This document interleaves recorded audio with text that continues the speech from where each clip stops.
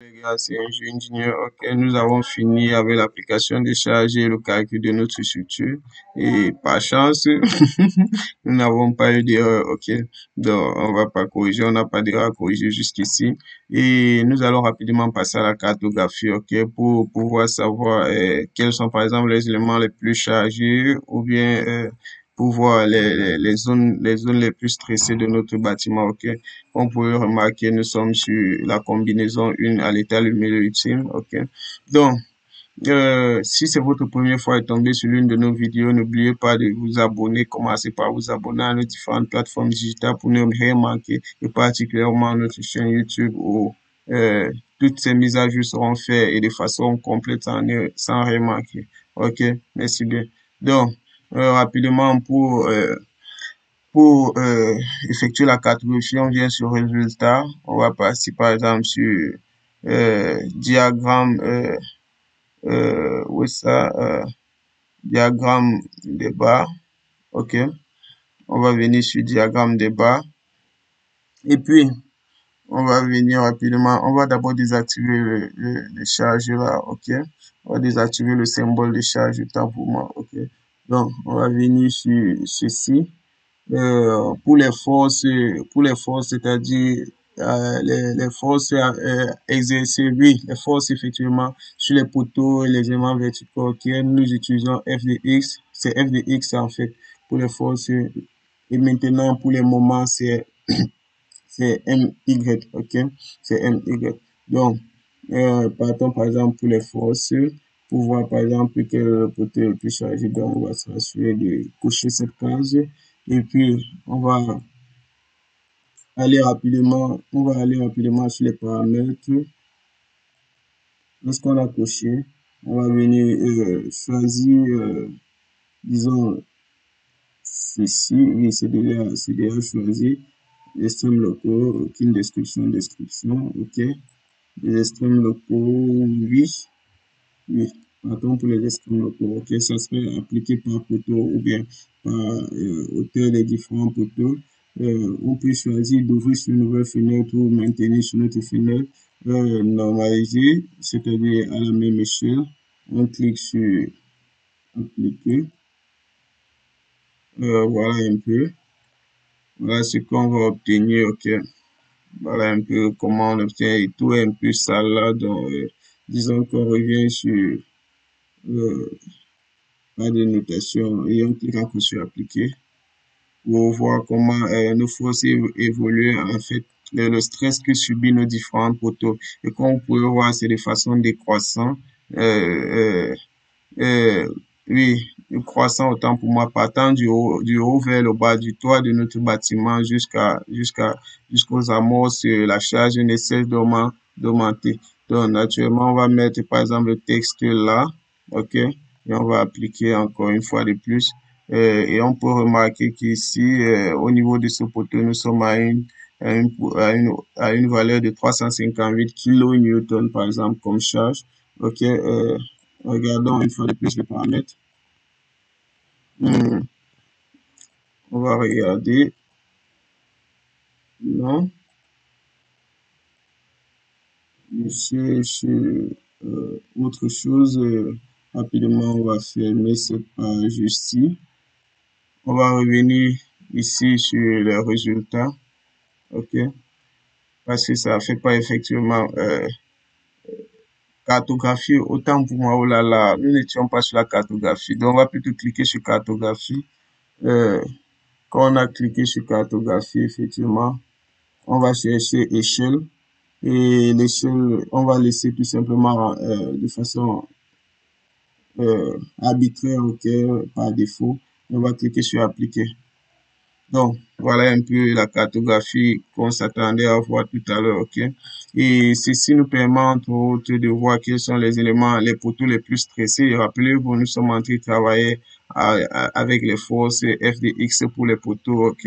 Donc, comme vous pouvez voir, nous pouvons localiser grâce au diagramme à l'échelle qui a été choisie là, en dessous de 500 kN, nous sommes entre 500 kN et le jaune, par exemple, ce sont les moins de 200 kN, vers 500 kN rouge, rouge, oui, 500 kN en montant. Donc, rapidement, on va vérifier ça en enlevant le texte, par exemple, ok. Non, j'ai envie d'enlever le texte, donc il va falloir qu'on rentre rapidement sur les résultats et qu'on annule le diagramme des barres. On va rapidement désactiver celui-ci, mais avant même cela, on va enlever le texte, ok. On va normaliser la même échelle et puis on applique, ok. Puis, on rentre rapidement sur la cartographie, ok. Lorsqu'on est sur la cartographie, non, non, non, non, non. Ok. Nous sommes sur cartographie, non, nous sommes pas sur cartographie. On ferme ça. On revient sur l'échelle ici, on va changer l'échelle. Ok. Simplifier, on va aller sur standard et puis on va choisir un nombre de divisions, j'ai un nombre de catégories, disons 5, ok. De telle sorte que nos valeurs soient là, on essaie de changer de couleur, ok. Comme on peut remarquer, lorsqu'on choisit simple, notre poteau le plus chargé est à 700 kg, 700 kN, ok. 777 kN, on va choisir le jaune, ok. Et puis, on va choisir le vert. Donc, on double-clique tout simplement sur l'élément qu'on souhaite changer, dont on souhaite changer la couleur, ok. On peut voir, on a l'effort de compression le plus élevé ici, qui est de 777 kN et qui représente sûrement nos éléments rouges. On va ouvrir sur la même chose. On va d'abord normaliser, ok. Et puis, on va cliquer sur appliquer. Le travail a été bien fait. On se rassure qu'on est bel et bien sur la combinaison. Ok. Les bleus partant de 600 kN sont effectivement de 600 jusqu'à 700 kN représentent effectivement nos poteurs plus chargés. Pour une question, pour un problème, un souci de nuance, on va plutôt mettre notre bleu en haut et notre rouge en bas comme ça. Lorsqu'on va normaliser et puis on va les appliquer, on pourra distinctement identifier nos poteurs les plus chargés. Ok, donc voilà un peu en quoi consiste la cartographie de nos éléments, de nos poteaux par exemple. On peut facilement identifier les poteaux les plus stressés ainsi que les charges. Ok, et puis on va rapidement faire pareil pour nos moments. Donc on va cliquer plutôt les MY. On va normaliser naturellement et puis on va cliquer sur appliquer. Et on est toujours sur la combinaison 1. Là, ce sont les moments maintenant, les efforts fléchissants, ok. Donc,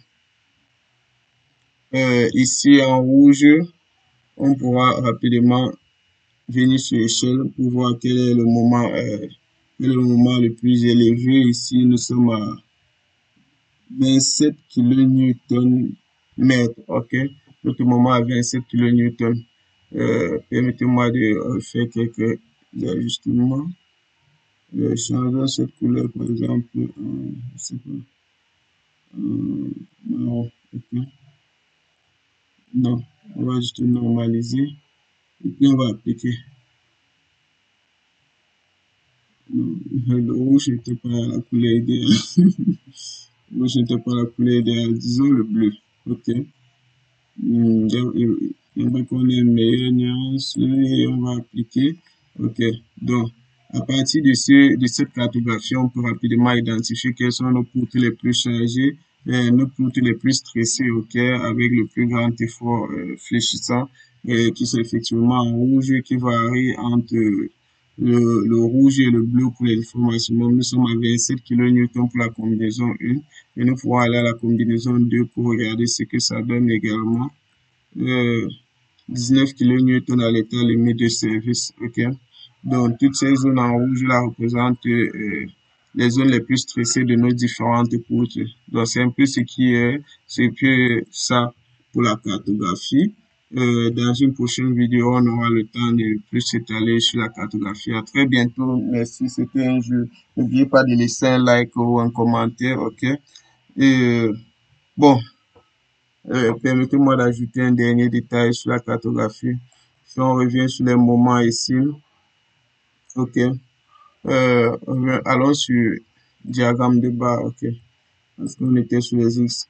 Partons pour le moment, effectivement. Normaliser pour avoir les différentes courbes de nos moments, ok? On a normalisé et puis on pourra appliquer.